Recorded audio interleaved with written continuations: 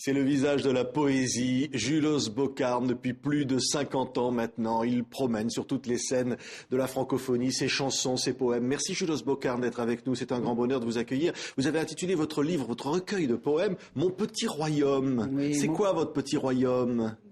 Mon petit royaume, c'est une chanson, enfin c'est Le Petit Royaume, c'est une de mes premières chansons.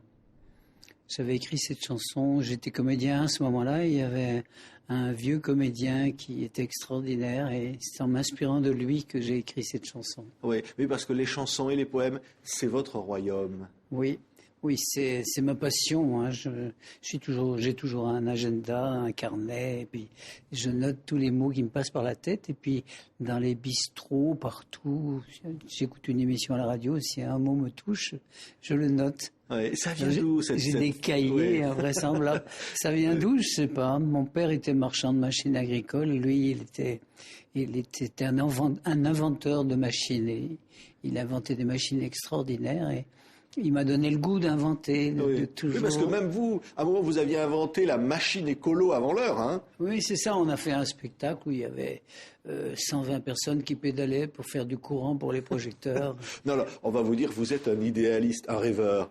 Oh, pourquoi pas, oui, mais je suis certainement rêveur. Mais rêveur, ça aboutit toujours sur quelque chose, sur une réalité. C'est l'esprit qui mène la danse. Oui, l'esprit, la volonté de changer le monde, ou de l'aimer tel qu'il est, mais aussi de le protéger. Changer le monde, je ne sais pas si on le changera, mais en tout cas de me changer moi-même, oui, d'arriver au bout de moi-même. Je dis d'ailleurs au début du bouquin, c'est je vais vers moi-même. Je désire arriver, faire. Attendez, sur le livre, la première page du livre, il y a le texte. Je vais vers, pour moi, vivre. C'est aller vers soi-même. Ouais, mais c'est ça en fait qui a toujours été finalement votre vie. Je vous le très clairement. Merci beaucoup.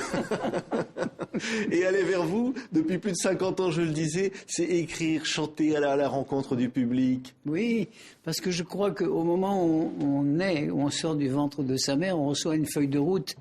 Et c'est très important de suivre cette feuille de route. Et moi, j'ai essayé de voir quelle était ma feuille de route. Et j'ai travaillé donc dans ce sens-là. Ouais. Et c'est comme ça que j'ai commencé à écrire. Et puis c'est ma passion, c'est mon bonheur. C'est très fort pour moi. On va vous entendre chanter. Ah bon? C'est extrait notamment d'un album qui s'appelle Le Jazzeur Boréal. Oui. C'est drôle comme titre. Le Jazzeur Boréal, c'est un oiseau, un très bel oiseau qui vient de Sibérie. Et il y a quelques années, il y a 2-3 ans, il est arrivé chez nous parce qu'il faisait trop froid en Sibérie. Et c'est là qu'on a commencé à le connaître, chez nous. C'est un oiseau avec des belles plumes de toutes sortes de couleurs. L'inconscience, les arts de la c'est un oiseau qui mange très peu de choses, quoi. C'est comme vous. Il est très économe. Écoutez un peu l'ambiance de Julos Boccarme, quelques secondes. De vieilles photos parlent, révélateurs puissants.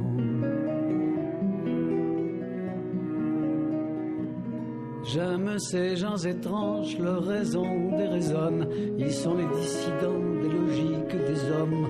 Leur cœur ne se fout pas. La passion est une forme de jeunesse aussi dans votre texte. Oui, mais la fougue de jeunesse, je crois qu'on peut la garder jusqu'à l'heure de la mort. C'est sûr, mais si on ne vit pas dans la fougue et dans le bonheur, ça vaut pas la peine de vivre. Oui. Vous avez, je crois, 25 albums au compteur, oui. Hein, en dehors de tous les circuits commerciaux. Vous vous en fichez finalement.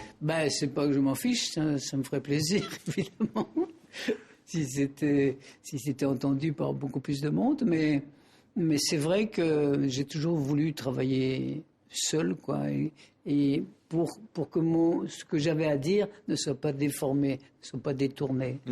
Et lorsque là, sur un album récent, il chante Julos, de nombreux artistes vous rendent hommage d'une certaine façon, ça vous touche parce qu'ils chantent vos chansons, ils chantent vos poèmes. Ça me fait plaisir et puis ça donne un autre regard, une autre lumière sur mes chansons, avec leur voix particulière.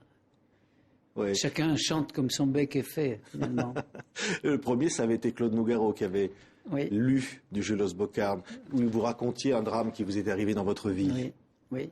Un jour, il m'a demandé de pouvoir mettre ça dans un disque. C'était Femme et famine. Et évidemment, c'était formidable. Oui. On est restés des amis d'ailleurs à partir de ce moment-là. C'est-à-dire, c'était le texte d'un homme dont la femme a été assassinée? Non, mais c'était moi-même. Mon épouse a été assassinée. Et comme j'écris toujours, c'est un peu comme si je prenais un global positional system pour parler français. Écrire pour moi, c'est me repositionner, savoir où je suis, ma latitude, ma longitude. Et ça me permet de continuer de vivre. Parce qu'après quelque chose de si fort, de si terrible, je ne sais pas comment on peut vivre. J'ai essayé de vivre. Oui, mais vous disiez dans ce texte, j'aime plus que jamais, il faut aimer, j'aime.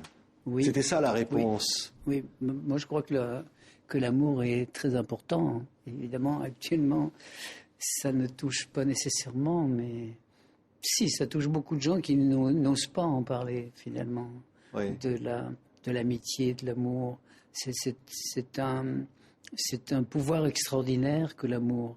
Et l'amour n'est pas fini, il finira jamais, même si l'homme disparaît de la terre. Ouais. Et on vous voit là comme ça, on vous sent heureux comme ça de vivre dans votre monde, dans votre Belgique natale, oui. D'abord où vous êtes toujours. Hein. Oui.